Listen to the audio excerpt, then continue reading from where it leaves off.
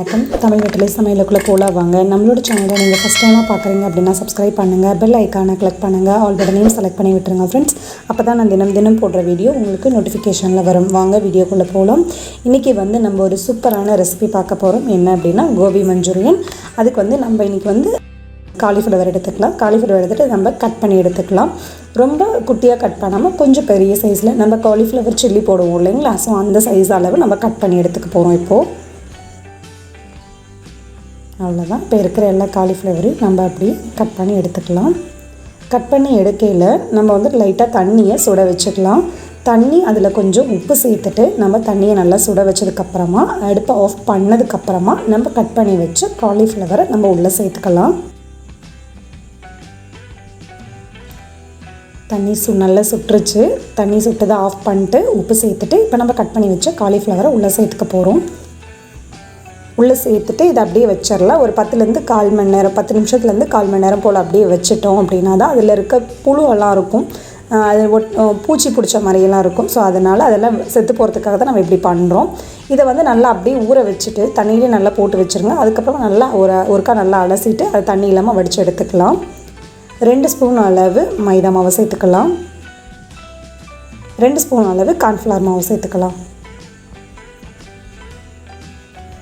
சேர்த்ததுக்கப்புறமா மிளகுத்தூள் 1/2 ஸ்பூன் அளவு சேர்த்துக்கலாம். தேவையான அளவு உப்பு சேர்த்துக்கலாம். இதை ஃபஸ்ட்டு இந்த காலிஃப்ளவரில் ஈரம் இருக்கும் இல்லைங்களா, அதில் ஃபஸ்ட்டு நல்லா பரட்டி விட்டுடலாம். அதுக்கப்புறம் அப்படின்னா தண்ணி தேவை அப்படின்னா லைட்டாக தெளிச்சிட்டு நம்ம பெசரிக்கலாம். ரொம்ப சதன்னு போயிடக்கூடாது.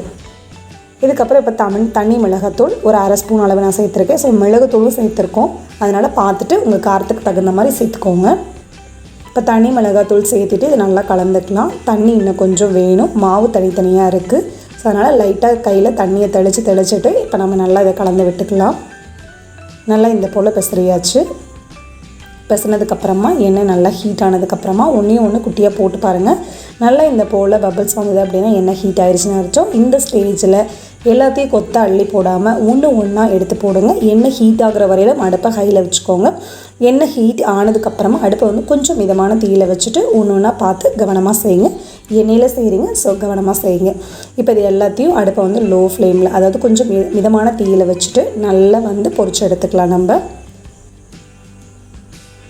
பொரித்து எடுத்துக்கலாம். இதே போல் நம்மக்கிட்ட இருக்கிற எல்லா பேட்சஸையும் போட்டு எடுத்துக்கலாம். நம்ம பேன் ஹீட் பண்ணிவிட்டு அந்த காலிஃப்ளவர் பொரிச்ச எண்ணெயவே 2 கரண்டி உள்ளே சேர்த்தாச்சு. அதில் 3 பல் பூண்டு, ஒரு சின்ன துண்டளவு இஞ்சி பொடிசாக கட் பண்ணிட்டு உள்ளே சேர்த்தாச்சு. சேர்த்துட்டு இதை நல்லா நம்ம கலந்துக்கலாம். நல்லா கலந்ததுக்கப்புறமா ஆனியன் ரிங்ஸோட ஒயிட் ஆனியன்ஸ் மட்டும் இப்போ கட் பண்ணி சேர்த்துக்கலாம். ஆனியன் ரிங்ஸ்னால் வேறு ஒன்றும் இல்லை, வெங்காயத்தாள். அது கட் பண்ணி போட்டதுக்கப்புறமா ஒரு பெரிய வெங்காயம் இந்த போல் பட்டையாக கட் பண்ணிவிட்டு உள்ளே சேர்த்துக்கோங்க. சேர்த்துட்டு அதுவும் நல்லா கலந்துக்கலாம். கலந்ததுக்கப்புறமா ஒரு பச்சை மிளகாய் அதுவும் பொடிசாக கட் பண்ணிட்டு உள்ளே சேர்த்து கலந்துக்கலாம்.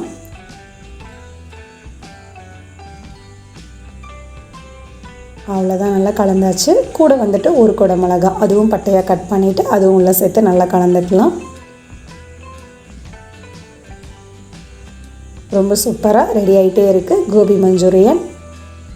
இப்போ இதை எல்லாத்தையும் நல்லா கலந்ததுக்கப்புறமா தேவையான அளவு உப்பு சேர்த்துக்கலாம். தண்ணி மிளகாத்தூள் 1/2 ஸ்பூன் அளவு நான் சேர்த்துருக்கேன். ஸோ நம்ம இப்போ காலிஃப்ளவர் பொரிக்கையிலேயே சேர்த்துருக்கோம், ஸோ அதனால் பார்த்துட்டு சேர்த்துக்கோங்க. பச்சை மிளகா வேறு போட்டிருக்கோம். இப்போ இது எல்லாத்தையும் சேர்த்து நல்லா கலந்துக்கலாம். நம்ம கலந்துட்டு அடுப்பை நல்லா லோ ஃப்ளேமில் வச்சுட்டு ஒரு 2 நிமிஷம் மூடி போட்டு வச்சுருங்க. அது காய் கொஞ்சம் வேகணும். அதுக்கப்புறமா டொமேட்டோ கெச்சப் இருக்குது இல்லைங்களா, அது 2 ஸ்பூன் சேர்த்துக்கலாம். சோயா சாஸ் 1 ஸ்பூன் சேர்த்துட்டு கூட கொஞ்சம் தண்ணி கலந்து நான் சேர்த்துருக்கேன். அதே போல் ரெட் சில்லி சாஸ் 2 ஸ்பூன் அளவு சேர்த்துருக்கேன். இப்போ இது எல்லாத்தையும் நல்லா கலந்ததுக்கப்புறமா கொஞ்சம் ஆனியன் ரிங்ஸோட க்ரீன் போட்டுக்கலாம். க்ரீன் போட்டு நல்லா கலந்துக்கலாம். அவ்வளோதான், நல்லா கலந்ததுக்கப்புறமா நம்ம எண்ணெயில் பொரித்து வச்ச காலிஃப்ளவரை உள்ளே சேர்த்தாச்சு. உள்ளே சேர்த்துட்டு நல்லா நம்ம இதை கலந்து விட்டுக்கலாம். அவ்வளோதான், நல்லா கலந்தாச்சு. இந்த ஸ்டேஜில் ஒரு ஸ்பூன் அளவு சோள மாவு, அதாவது கார்ன்ஃப்ளவர் மாவு தண்ணியில் கரைச்சிட்டு அதை நம்ம உள்ளே சேர்த்துக்கலாம். உள்ளே சேர்த்துட்டு இப்போ இது எல்லாத்தையும் நல்லா கலந்து விட்டுக்கலாம். நம்ம கலந்ததுக்கப்புறமா மேலே கொஞ்சம் ஆனியன் ரிங்ஸ் தூவிக்கலாம். தூவினதுக்கப்புறமா லைட்டாக மூடி போட்டு வைங்க. ஒரு நிமிஷம் போல் அது அப்படியே நல்லா கொதிக்கட்டும். அதுக்கப்புறம் வந்துட்டு மூடி ஓப்பன் பண்ணி பார்த்தீங்க அப்படின்னா நம்மளோட கோபி அட்டகாசமாக நல்ல ஒரு வாசனையோட சூப்பராக தயாராகிருச்சு. இப்போ புரட்டாசி மாதம் நம்ம வந்துட்டு நான்வெஜ் எதுவும் செய்ய முடியாது. ஸோ அதனால் காலிஃப்ளவர் இருந்தது அப்படின்னா அழகாக வந்துட்டு கோபி மஞ்சூரியன் பண்ணி நான்வெஜ் சுவையிலேயே நீங்கள் சாப்பிடுங்க. ரொம்ப சூப்பரான ரெசிபி இது. ஈஸியாகவும் செஞ்சு முடிச்சிடலாம். ஸோ கண்டிப்பாக அந்த ரெசிபியை மிஸ் பண்ணிடாதீங்க. எப்படி இருக்குன்னு சொல்லிட்டு கமெண்ட் பண்ணுங்கள். நம்மளோட சேனலுக்கு சப்ஸ்கிரைப் பண்ணுங்கள். அப்போ தான் நாளைக்கு நான் போஸ்ட் பண்ணுற வீடியோ உங்களுக்கு நோட்டிஃபிகேஷனில் வரும். தேங்க்யூ.